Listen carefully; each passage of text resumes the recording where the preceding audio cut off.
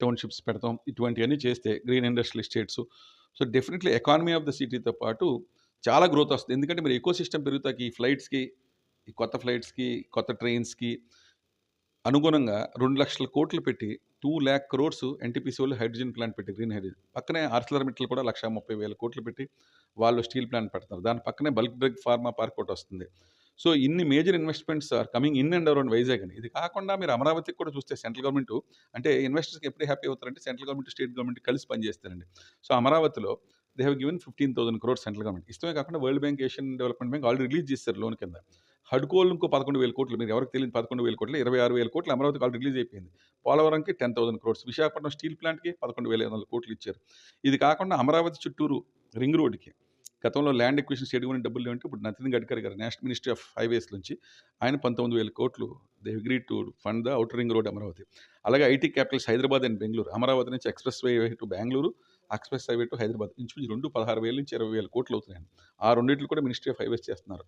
ఇది కాకుండా అమరావతి చుట్టూరు రైల్వే 2,000 క్రోర్స్ పెట్టి ఒక only for Amaravati rail line వేస్తున్నారు. 75,000 కోట్ల రూపాయలు హైవే వర్క్స్, 75,000 కోట్ల రూపాయలు రైల్వే వర్క్స్ నెక్స్ట్ 2-3 ఇయర్స్‌లో కంప్లీషన్‌లో ఉన్నాయి. ఎయిర్‌పోర్ట్స్ 6 ఎయిర్‌పోర్ట్స్ రామ్మోహన్ నాయుడు గారు నెక్స్ట్ 3-4 ఇయర్స్‌లో కంప్లీట్ చేస్తామంటున్నారు. సో, పోర్ట్స్‌లో, ఎయిర్‌పోర్ట్స్‌లో అలాగే రామాయపట్నం పోర్ట్‌లో కొత్త పోర్ట్ బీపీసీఎల్‌లో 95,000 కోట్లు పెట్టి investment is coming into Ramayapatnam అండి. So, 95,000 crores they are developing their own port. ఇక్కడ ఆర్సిలర్‌మిట్టల్ కూడా ఇక నక్కపల్లిలో they are developing a new port. So, కొత్త పోర్ట్స్ వస్తున్నాయి, కొత్త ఎయిర్‌పోర్ట్స్ వస్తున్నాయి, railway lines are going up. ఇయన్నీ కాకుండా శ్రీహరికోటలో స్పేస్ పోర్ట్ అంటే స్పేస్‌కెళ్ళి వెహికల్స్ కూడా స్పేస్ పోర్ట్ ఇక్కడ షిప్‌లో వచ్చి పోర్ట్‌లు అది స్పేస్ 4,000 కోట్లు సెంట్రల్ గవర్నమెంట్ శాంక్షన్ చేసింది. Third launch rocket launching pad. అంటే ఈ టెక్నాలజీస్‌లో కాకుండా డిఫెన్స్‌లో కూడా 4,000 క్రోర్స్ పెట్టి శ్రీహరికోటలో we're doing third rocket launcher for having a space station in future. అది ఆంధ్ర నుంచి జరుగుతుంది. అది గర్వకారణం అండి. అలాగా నాగాలాండ్‌లో మిసైల్ టెస్టింగ్ సెంటర్ ఒకటి శాంక్షన్ చేసింది central government. Already approved by cabinet approve చేసేసింది. ఇయన్నీ మాటలు కాదు. Central government prime minister has approved in the cabinet. ఇది కాకుండా భారత్ ఫోర్జ్‌లో 2,500 కోట్లు పెట్టి ఇక్కడ అమ్యునిషన్ బాంబ్స్ తయారు చేస్తాకి స్టేట్ గవర్నమెంట్ ఆల్రెడీ 1000 ఎకరాల ల్యాండ్ కూడా హ్యాండ్ ఓవర్ చేస్తారు వాళ్ళకి. Bharat electronics have started last year. ఇప్పుడు బాగా ఎక్స్పాండ్ చేస్తున్నారు కూడా ఫర్ సాఫ్ట్‌వేర్. అలాగే మీరు గూగుల్, అదాని డేటా సెంటర్‌కి 5 సంవత్సరాలు స్టార్ట్ చేయకపోయినా ఇప్పుడు వాళ్ళకి ఎన్విరాన్మెంట్ క్లియరెన్స్ వస్తుంది. వాళ్ళు కూడా స్టార్ట్ చేయొచ్చండి. సో, ఆర్టిఫిషియల్ ఇంటెలిజెన్స్‌లోని, సైబర్ సెక్యూరిటీలోని సెంట్రల్ గవర్నమెంట్ ఇన్వెస్ట్మెంట్స్ ఇప్పుడు పోలవరం కంప్లీట్ అయితే ఇండస్ట్రియల్ వాటర్ కూడా బోలెడంత వస్తుంది. NTPC green hydrogen fuel of the future. నిన్న ఆయన ఏం చెప్పారంటే Andhra Pradesh is a green energy hub అంటున్నారంటే లోయెస్ట్ కాస్ట్‌కి ఎనర్జీ ఇస్తామని. సోలార్ పవర్ గానీ, విండ్ పవర్ గానీ, పంప్డ్ ఎనర్జీ గానీ, ఈ హైడ్రోజన్ ద్వారా వచ్చే ఫ్యూల్ గానీ, ఇప్పుడు ప్రస్తుతానికి చెప్పింది ఓన్లీ $21 బిలియన్ అండి. అది ఆయన చంద్రబాబు గారు నిన్న సీఏఏతో చెప్పింది $115 బిలియన్. ఇప్పుడున్న దానికి ఇంకొక 5, 6 రెట్లు పెట్టుబడులు గ్రీన్ ఎనర్జీలోనే ఆంధ్రప్రదేశ్‌కి వస్తాయండి. సో, ఎప్పుడైతే ఇది ఐటీకి లింక్ ఏంటంటే ఎనర్జీ కాస్ట్ తగ్గిపోయిందో డేటా సెంటర్స్ వస్తాయి. ఐటీకి మెయిన్ ఏంటంటే ఆర్టిఫిషియల్ ఇంటెలిజెన్స్ డేటా సెంటర్స్ కావాలండి. కంప్యూటర్స్ బోలెడంత పవర్ కన్జంప్షన్ అవుద్ది.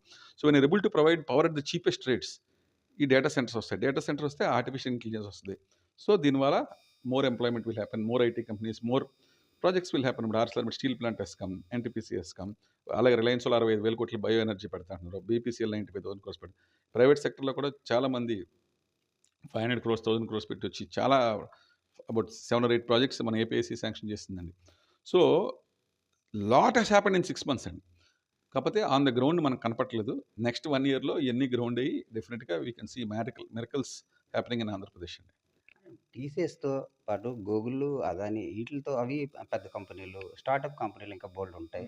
వాటిలికి అంటే ఎటువంటి అవకాశాలు దక్కే అవకాశం ఉంది? డెఫినిట్‌గా విశాఖపట్నం అనే దాంట్లో వెంచర్ క్యాపిటల్ ఎకోసిస్టమ్ లేదండి. వెంచర్ క్యాపిటల్ అంటే బయట ఊరు నుంచి వచ్చి పెట్టుబడి పెట్టి ఈ స్టార్టప్స్ ఎంకరేజ్ చేసే సిస్టమ్ ఇంకా రాలేదండి. చంద్రబాబు నాయుడు గారు సీఎంగా ఉన్నప్పుడు ఒక స్టార్టప్ విలేజ్ అని కేవలం స్టార్టప్స్ కోసమే పెట్టారు. కానీ గత ప్రభుత్వం నిర్లక్ష్యం వల్ల అది పెద్దగా డెవలప్ అవ్వలేదు. ఇప్పుడు చంద్రబాబు నాయుడు గారు ఆ స్టార్టప్ విలేజ్‌తో పాటు హైదరాబాద్‌లో ఎలాగైతే పెట్టారో అలాంటిది ఇంకో బిల్డింగ్ కట్టి వెంచర్ క్యాపిటలిస్ట్ తీసుకొచ్చి సీఎం గారు కూడా ఒక 500 క్రోర్స్ 1000 క్రోర్స్ ఇన్నోవేషన్ ఫండ్ అని పెడితే వీళ్ళందరూ కూడా స్కిల్ డెవలప్మెంట్ అవుతుందండి. ఇక్కడ పనిచేసే ఎంప్లాయీస్ అందరూ కూడా నాలెడ్జబుల్ పీపుల్. వీళ్ళకి ఇంటర్న్‌షిప్స్ ఇస్తారు. స్కూల్లో వాళ్ళందరూ కూడా కాలేజెస్‌కి ఈ కంపెనీలకెళ్ళి ఇంటర్న్‌షిప్‌కెళ్ళి నేర్చుకోవచ్చు. కొత్త టెక్నాలజీస్ నేర్చుకోవచ్చు. వాళ్ళు they will give help in terms of knowledge. కొన్ని కంపెనీలు ఇన్వెస్ట్ కూడా చేయొచ్చు. సో వెంచర్ క్యాపిటలిస్ట్ కూడా ఇన్వైట్ చేయొచ్చు. స్టేట్ గవర్నమెంట్ కూడా ఇంక్యుబేషన్ హబ్స్ హైదరాబాద్‌లో టీ హబ్ ఎలా పెట్టారో అలాగే మనం ఒక అమరావతిలో ఒకటి, విశాఖపట్నంలో ఒకటి, కాకినాడలో ఒక టీ హబ్‌లా ఆంధ్ర హబ్ అని చెప్పి ఒక బ్యూటిఫుల్ బిల్డింగ్స్ సపోర్ట్‌తో మనం చేస్తే అప్పుడు venture capitals also will start coming. High speed బ్యాండ్‌విడ్త్‌తో బోత్ హైదరాబాద్ టీ హబ్‌కి, బెంగుళూరు హబ్‌కి కనెక్ట్ చేసి seamless transfer of knowledge video conference పెడితే మీరంటూ ఒక 2, 3 iconic buildings for the startups పెడితే డెఫినిట్‌గా ఈ కాలేజెస్‌కి ఇన్స్పిరేషన్ వస్తది. అండ్ యూనికార్న్ ఇండియాలో యూనికార్న్ అంటే definitely if you can get the next unicorn from Andhra Pradesh it will be a great boost for the ecosystem అండి. అదే ఇప్పుడు ఏదైతే ఈ ఐటీ కంపెనీలు రావడం వల్ల విశాఖ అభివృద్ధితో పాటు ఆంధ్రప్రదేశ్ అభివృద్ధికి ఏ విధంగా దోహదపడుతదంటారు? ఓహ్! డెఫినిట్‌గానండి. ఇప్పుడు మీరు చూస్తే economy of the entire state will improve కదండీ. ఎందుకంటే rail occupancy will go up. New flights are coming. ఈ ఐటీ డెవలప్‌మెంట్‌లో అయితే కొత్త ఎయిర్‌పోర్ట్‌లు ఆరు కడితే ఎలా ఫిల్ అవుతాయండి?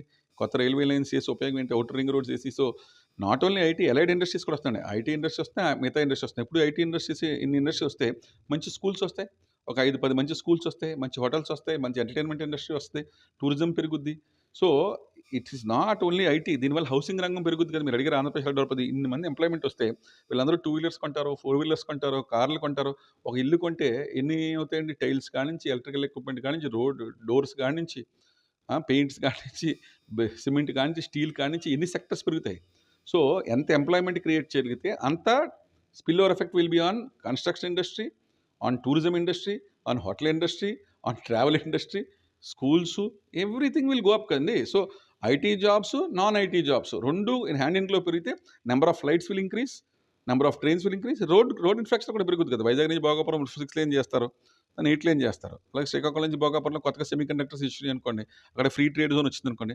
ఆ ప్రాంతం కూడా డెవలప్ అవుద్ది. సో, బ్యాక్వర్డ్ ఏరియా ఎప్పుడైతే డెవలప్ అవ్వలేదో మైగ్రేషన్ సిటీలో తగ్గుద్ది. కంజెషన్ తగ్గుద్ది. కాస్ట్ ఆఫ్ లివింగ్ తగ్గించి ఈజ్ ఆఫ్ ట్రాన్స్‌పోర్టేషన్ కూడా పెంచితే ఈ కొత్త కొత్త ప్రాజెక్ట్స్ ఇది ఒకటే కాకుండా రేపొద్దున ఫ్రీ ట్రేడ్ దుబాయ్‌లాగా ఫ్రీ ట్రేడ్ జోన్ కూడా ప్లాన్ చేయమని చెప్పామండి. ఎక్కడ భోగాపురం, శ్రీకాకుళం మధ్యలో.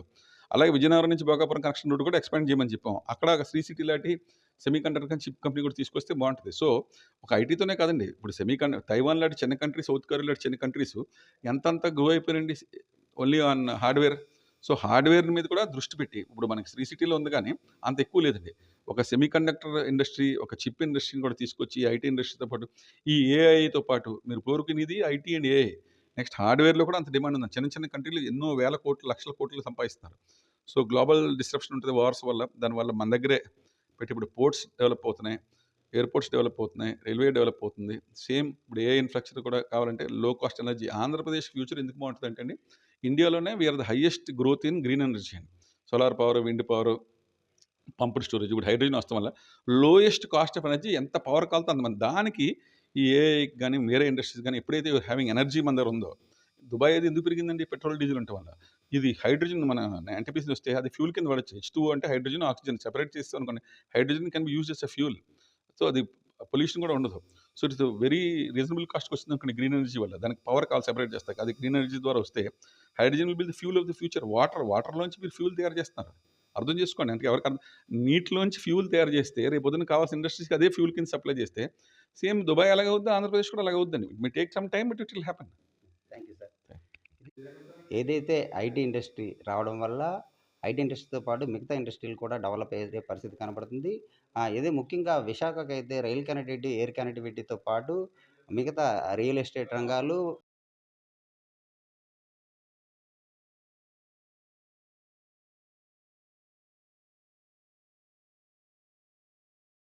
గత 6 ఏళ్లుగా విశాఖ వాసులు ఐటీ రంగం ఎప్పుడు అభివృద్ధి చెందుతదని ఎదురు చూశారు. కూటమి ప్రభుత్వం వచ్చిన తర్వాత ఈ ఐటీ రంగం అభివృద్ధి చెందడానికి చాలా అవకాశం ఉందని చెప్పి విశాఖ వాసులైతే ఆశపడుతున్నారు. ఇప్పుడు కూటమి ప్రభుత్వం వచ్చిన తర్వాత ఐటీ రంగం అభివృద్ధి ఏ విధంగా ఉంటుంది? అసలు ఐటీ రంగం అభివృద్ధి చెందాలంటే ఎటువంటి విధానాలు ఉండాలని మనం తెలుసుకోవడానికి ప్రముఖ పారిశ్రామికవేత్త, సింబాసిస్ అధినేత, ఆహ్, IT park vice president Naresh Kumar garu ఉన్నారు. ఆయన్ని అడిగి తెలుసుకునే ప్రయత్నం చేద్దాం. సార్ నమస్తే సార్. నమస్కారం. ఇది ఇప్పుడు కూటమి ప్రభుత్వం వచ్చిన తర్వాత ఐటీ రంగం అభివృద్ధి చెందడానికి ఎటువంటి ప్రణాళికలు రచించింది? అంటే ఇక మీదట అంటే ఐటీ రంగం అభివృద్ధి చెందాలంటే ఏ విధమైన సంస్కరణలు తీసుకొని మీరు రావాలి? అడిగింది మంచి క్వశ్చన్ అండి. ఇప్పుడు కూటమి ప్రభుత్వం వచ్చిన తర్వాత లోకేష్ గారు ఐటీ మంత్రి అవుతాం వల్ల, ఆయన చీఫ్ మినిస్టర్ గారి సన్ అవుతాం వల్ల people will be interested in talking to him అండి. గతంలో ఇంతకుముందు ఎవరో జగన్మోహన్ రెడ్డి గారి ప్రభుత్వంలో ఉన్న కంపెనీలు వెళ్ళిపోయారండి. ఐబీఎం గాని, హెచ్ఎస్బీసీ గాని అటువంటి కంపెనీలు వెళ్ళిపోయినాయి. సో, ఈ ప్రభుత్వం సీఎం గారు ఇంట్రెస్ట్ పర్సనల్‌గానే is known for developing IT in Hyderabad.